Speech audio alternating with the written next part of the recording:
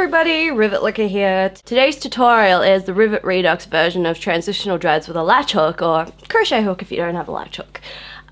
This method is really popular amongst very professional dread makers because it allows for dreads that won't unravel, and when they do soften up they won't become loose and you won't see cracks through where you've wrapped it, or you won't have a tough bit in the middle as you do with felted transitionals. But I'd say felted transitionals are really good, but this one takes the cake. Well, what you're gonna need, two colors of Kanekalon hair, and this method is great because you can actually use it to extend dreads in length by using the same color. Anyway, I'm using gunmetal gray, and I've got a normal amount for a single ender, but a short single ender, so I've cut the hair in half, and I've got about half of that hair in this beautiful, I think this was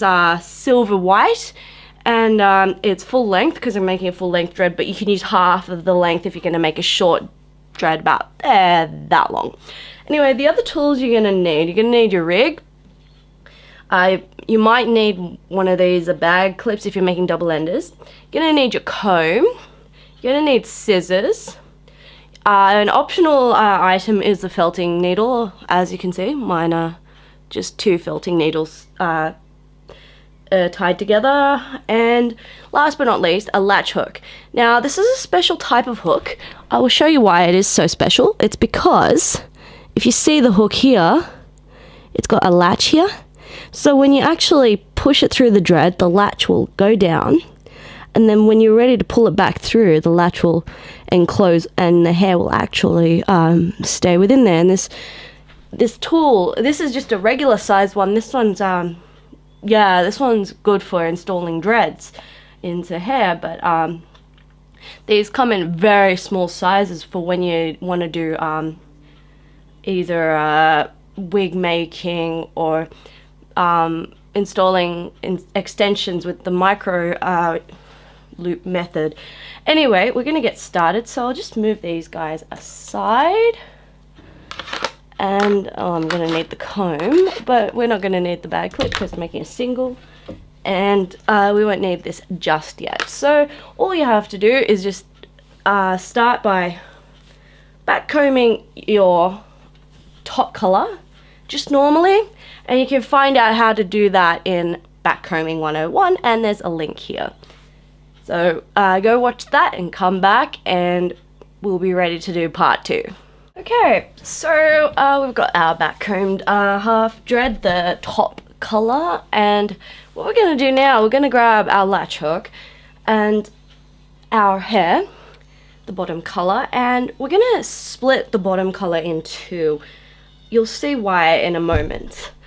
So what I'm going to do is I'm going to find a spot. You want to backcomb the bottom really well, and you want to actually push up all the hair as much as you can back into this dread. So this way, like the old video I did just the whole lot of hair through, but thereafter I started doing transitionals by actually putting the hair through twice, once horizontally through the dread and once vertically, so up here. So that actually gives you less chance of creating a bump here and wasting hair.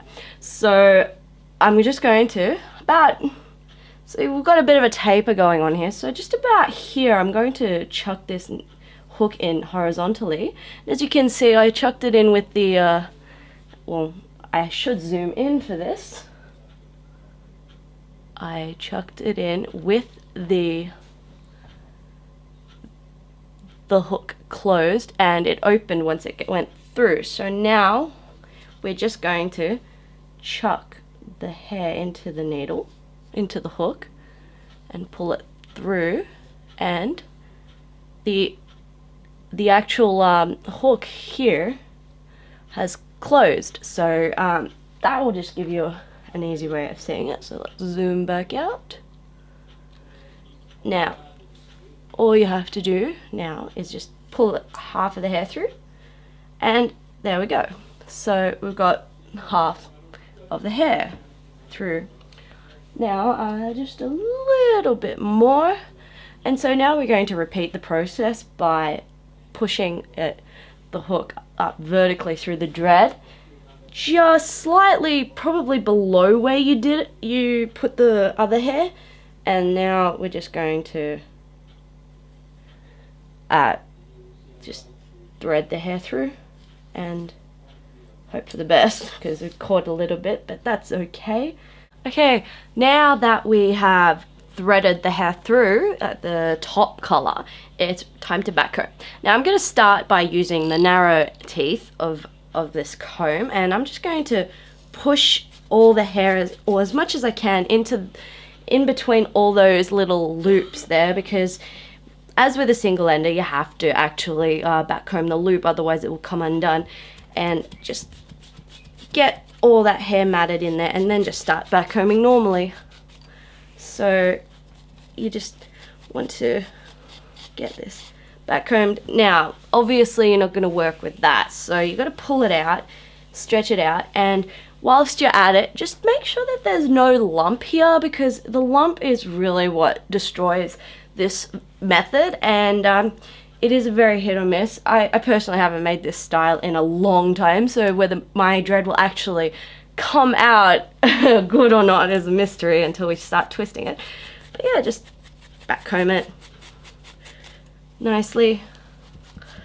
And as you can see, as I mentioned before, if you were to use the same color in this dread, you can make an extra long dread. So it works like that as well. It's a good method to extend dreads, because most often or not you don't get as much length out of it.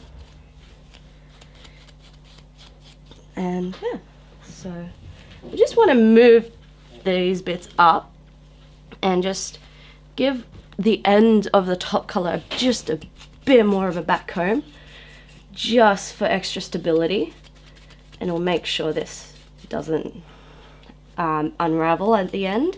And just make sure you've actually pushed up all the hair. So there we go. I think that will be a very smooth join. I hope, I pray. But now, if you feel that you don't have enough mattedness in here, you can always go in with the felting needle just ever so slightly where the joins are for the two pieces of colors, two pieces of the bottom color we put in. So just a little bit, and now you're ready to twist. Okay, so now we're ready to twist our dread into shape. I've made sure that I've got everything backcombed really well, just to avoid that treacherous lump in the middle there. So we're just going to start twisting like a normal solid dread. So let's just twist, twist, twist, twist, twist. To see this method in complete detail, please click on this link I'm posting here, which is to my twisting and steam sealing tutorial, and you will learn how to properly twist dreads there. So anyway, we've come down to where the colors meet, as you can see. Now what you want to do is you want to just get as much twist in there as possible. So twist it until it's like not red, it's just about to kink up, but it's not. It doesn't. And now we're just going to swirl this part so it looks like a transition. Now if you've matted up the hair colors together a bit more, you can actually just blend them in so they look like they're actually blended. But I prefer to do the nice neat swirl there, and just tuck the end into the white hair there, and just continue twisting until you get this, and you get this pattern.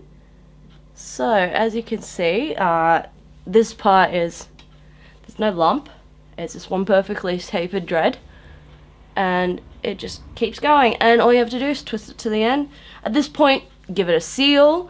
then continue on, and you will have yourself a really nicely made, really strong transitional dread that won't unravel at this point here. So make sure your steam's hot, and make sure your flat irons are hot. Don't use a flat iron, steam all the way. Woohoo! Anyway, that's how you make a transitional dread with a latch hook. This method was originally made by Rhaeniel of the Hair Extensions Forum and Heavenly Hairboards back in the old days.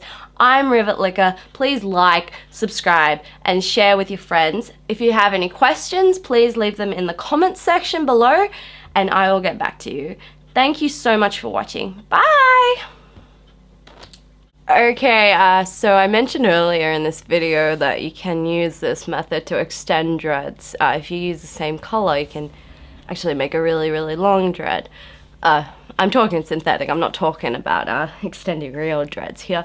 But if you were to, if you wanted to make 3 color transitionals, you just use half, probably about, we'll cut the bottom color in half, and then use a third color and use about half, maybe 3/4 of what you used on the second color for that color.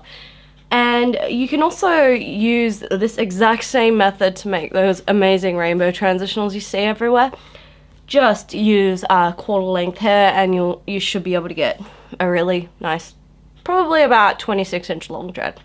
So anyway, that's just a little bit of information I thought I'd add when I finish this. And yeah, transitionals are fun because you can actually make the top color to match your natural hair, and the bottom color any color you like. Thank you for watching. Bye.